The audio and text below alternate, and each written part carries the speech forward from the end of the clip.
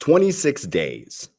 That is the average time a woman spends waiting between an abnormal mammogram screening and surgical consultation.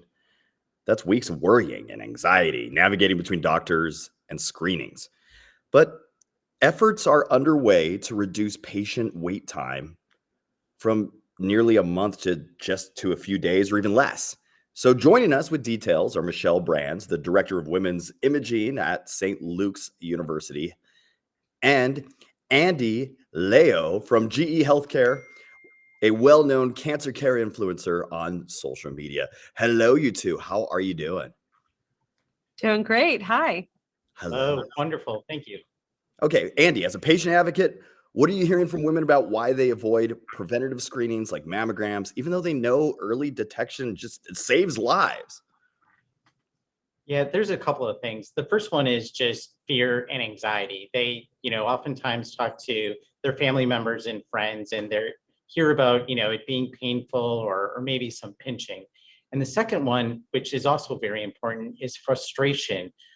Frustration around if something suspicious was actually found during that exam. And the wait time that it takes to going from, I think I might have cancer, to actually knowing whether or not you do. And the great thing is there's wonderful partners like Michelle and St. Luke's who are looking at changing that paradigm and implementing something called the one-stop clinic. All right, Michelle, can you explain the idea behind the one-stop clinic and how is it different? The One Stop Clinic is really designed to really eliminate, at least alleviate, and reduce the woman's anxiety around the whole process. We keep her at the center of this, and it's a coordinated care pathway, but it involves a lot of education and having very open and honest dialogue with her throughout the entire process. She is being supported by a dedicated breast care team that has her interests at mind. This is an individualized care approach. It is not one size fits most. And the women are really appreciative of the amount of attention and how quickly we can get them through the process and to a definitive diagnosis. So one of the benefits of one-stop care is that you mentioned is the complete breast cancer team approach. Can you share more about what that means for the patient's experience overall? Yeah, absolutely. From that very first phone call she receives from her breast nurse navigator, she knows that she is going to be cared for. That nurse navigator is with her from that initial call through the diagnosis and through her surgical consult and even through her treatment to survivorship. It's a relationship that the patient really comes to rely on, and that nurse is truly her advocate. So not only is she involved with her pre-appointment screening and education, but she greets the patient the day of the appointment and accompanies her through the entire paradigm of care. Whatever technology we need to utilize to get that answer for that patient, she's there to help coordinate that. And the entire team just really puts that patient at the center. The patient feels like it's happening with her and not happening to her. And it's really changed the experience for not only the patient, but the clinicians as well. But the best news is we get her answers, and we're doing it in about 48 hours or less. All right, so we said it before and we're going to say it again. The reality is that people are just afraid and anxious when scheduling the mammograms because they're uncomfortable for people. But I also understand the one-stop clinic features some new advances in breast care that address that. And what do you mean by that? Yeah, so just like Michelle was talking about that patient centricity, we've done the same thing at GE Healthcare.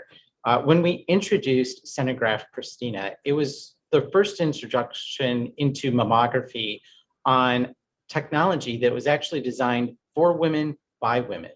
In addition to that, a recent innovation called Duetta. So it's this remote control that you give to a woman when she comes in, and she can physically control the amount of compression that she's experiencing during that exam. And that's important because it reduces her anxiety. It improves the amount of pressure that is done during that exam. And it means that we get a better quality image, which allows the physician or the radiologist in this case to have a better opportunity to identify when or if breast cancer may be in that exam.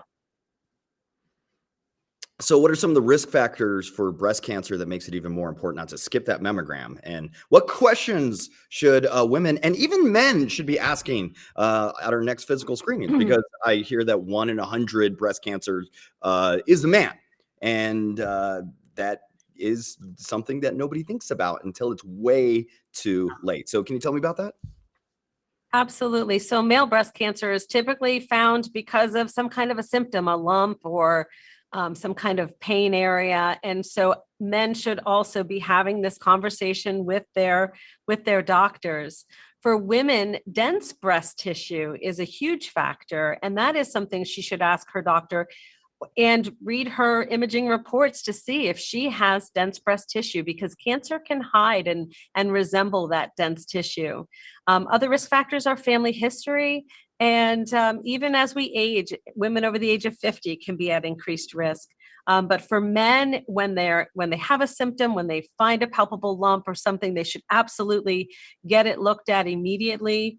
And for women, the number one thing is don't skip that annual mammogram.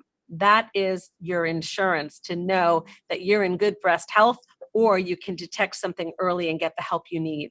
All right. Well, thank you two very much. Where can we get more information about the St. Luke's One-Stop Clinic and this more comfortable mammogram and all that?